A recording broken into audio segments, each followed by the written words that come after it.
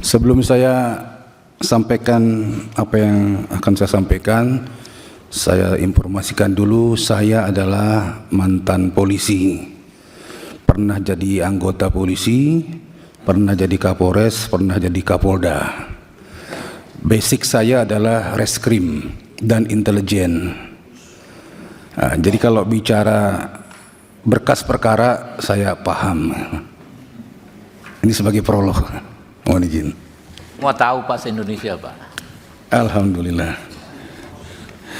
Jadi dalam kasus ini kita coba memahaminya ya dari sudut pandang saya. Sebenarnya menurut saya ini ada yang kurang tepat dalam kerangka berpikir, frame of thinking dan mindset berpikirnya menanggapi masalah ini. Menurut saya ini adalah satu kasus, bukan dua kasus. Satu kasus. Kasus penjambretan. Ya. Satu kasus itu, satu perkara itu ada sekumpulan tempat, satu TKP, di situ kumpul semuanya, peristiwanya, tersangkanya, korbannya, barang buktinya. Ada satu peristiwa, banyak TKP-nya, korbannya di situ, barang buktinya di sana, pelakunya di sana, barang bukti yang di sana, ada beberapa TKP lagi. Nah, kalau yang dibahas tadi ini adalah satu peristiwa, dua TKP.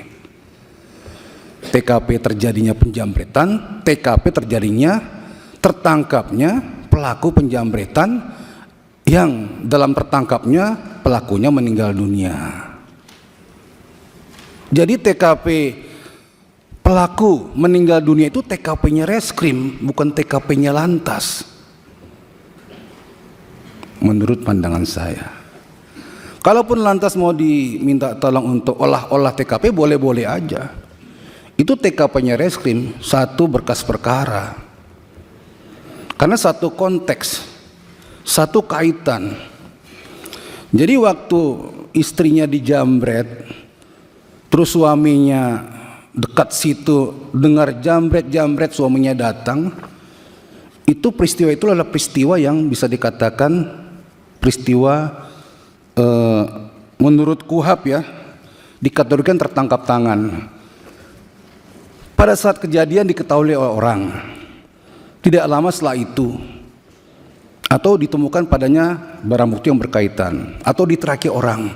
Jadi suaminya itu dalam kondisi tertangkap tangan, istilah hukumnya. Jadi siapapun yang dalam kondisi jambret, entah suami, entah tukang bakso, tukang pecel, mengetahui itu, dia tergerak, dia bisa melakukan penindakan di lapangan. Ya, dia kejar, apalagi suaminya. Dia kejar. Dan dalam pengejaran itu, dia tujuannya adalah untuk menghentikan atau menangkap si pelaku. Tujuannya ya. Nah, waktu menangkap si pelaku, apakah si pelakunya rela akan ditangkap? Mau nggak kira-kira? Nggak mau melarikan diri. Yang mengejar ini berusaha untuk menangkap pelaku tindak pidana penjambretan. Dalam konteks menangkap itu terjadi peristiwa-peristiwa, ya, tidak ada mens rea untuk membunuh dan lain-lain. Nah, terjadi upaya-upaya hukum yang dapat dipertanggungjawabkan seperti memepet sampai menabrak. Ya, akibatnya tidak diperkirakan apa yang akan terjadi. Tetapi si pelaku itu tidak mengindahkan. Kalau dia mengindahkan nggak terjadi apa-apa. Atau dibalik, seharusnya yang ngejar nggak seperti itulah. Jangan sampai nabrak-nabrak lah, jangan sampai mepet-mepet lah. Apa begitu yang kita inginkan? Atau dibalik aja, lebih sopan lagi. Harusnya yang ngejar itu mengawal aja, atau monggo mas silakan hati-hati di jalan, baik-baik ya. Apa seperti itu? Ya kan nggak begitu. Jadi satu rangkaian. Jadi peristiwa matinya dua penjambret itu ada konteksnya dengan kejadian penjambretan itu. Bukan situasi yang terpisah. Ya, satu kasus, satu berkas, satu perkara. Ini kok tiba-tiba jadi dua? Ini mindset berpikir ya, kerangka berpikir ya. Ya, jadi kalau menurut saya sudah salah kaprah dari awal. Enggak begitu penanganannya. Apalagi kalau lalu lintas ya, Mas Mulyanto ya. Ini menerapkan pasal 310 ayat 1 Undang-Undang Lalu Lintas. Di sini kan ayat 4-nya ya, meninggal dunia ya. Tapi unsur pasalnya kan karena lalainya, karena alpa. Kalau mau jujur, nggak masuk unsur pasalnya. Kalau lihat peristiwanya itu bukan lalai, bukan alpa, memang ditabrak, memang dipepet. Nggak ada lalai, nggak ada alpa di situ. Berarti ada upaya paksa untuk menghentikan dia. Nggak kena pasal 310 itu. Makanya nggak masuk pasal lalu lintas itu, dan tidak ada peristiwa lalu lintas di situ. Yang ada peristiwa hot pursuit kalau Islam meminjam bahasa modernnya lah, pengejaran itu. Ya, satu kasus, satu peristiwa. Ini satu pasal, yaitu penjambretan, dan satu kasus, yaitu peristiwa penjambretan. Tidak ada kasus lalu lintas di sini. Ya, satu rangkaian itu.